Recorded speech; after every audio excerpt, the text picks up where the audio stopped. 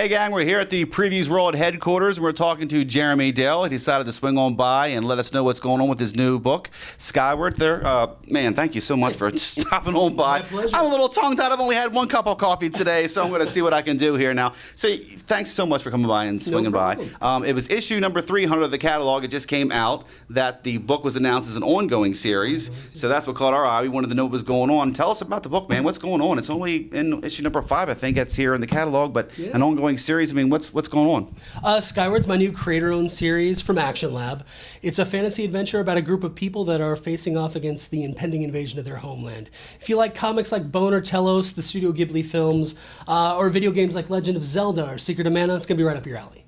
It's been a huge success so far. The first 2 issues have sold out through the distributor, you guys here at Diamond, and worldwide, I guess, as well. We're going back to second printing as we speak. I just approved that right before I got on the plane to head up here, and up to sunny in Baltimore, as I said earlier. But those sold out, and now we're going to second printing. And actually, we are getting a huge amount of press because Invest Comics just named it the number 7 on their top 10 list of the most valuable comics that have been released or created in the past 2 years. So that's a really big deal. That's a nice tip of the hat right there. Yeah. How long have you been working on this story? I mean, you're only on first couple issues here, but tell us about a little bit about the origin of the project. Yeah, I've been working on it for a few years. It's something that I've really wanted to do because I've done licensed books like G.I. Joe or video game work on Marvel Kapow for Marvel Comics, things like that, or the NFL Super Bowl issue this year. And I was kind of getting tired of doing some licensed books, so I wanted to do something of my own and something with a little bit more heart.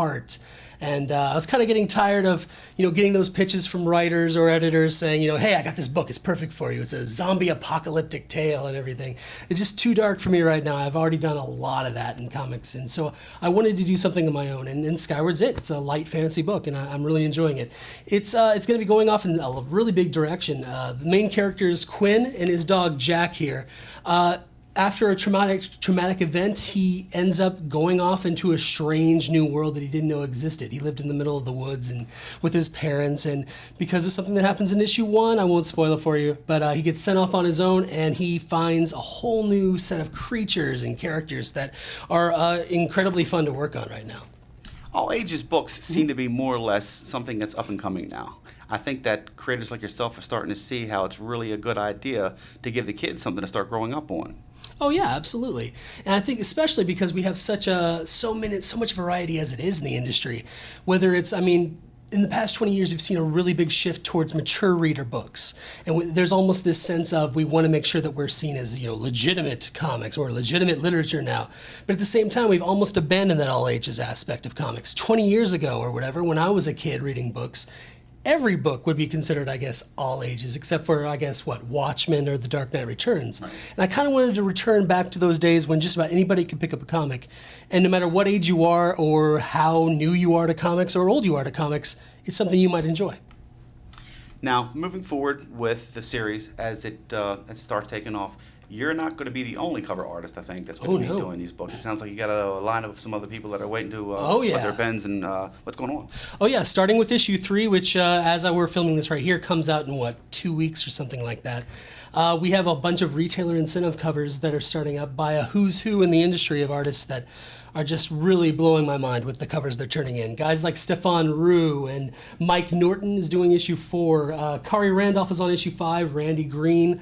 Laura Martin's doing a lot of the colors. Phil Noto. We also have Andy Price, Gene Hodge, Chris Giarusso, Brandon Peterson, Mark Brooks. So many more names that we can't even talk about right now, and it's just a huge list. You must be pretty popular.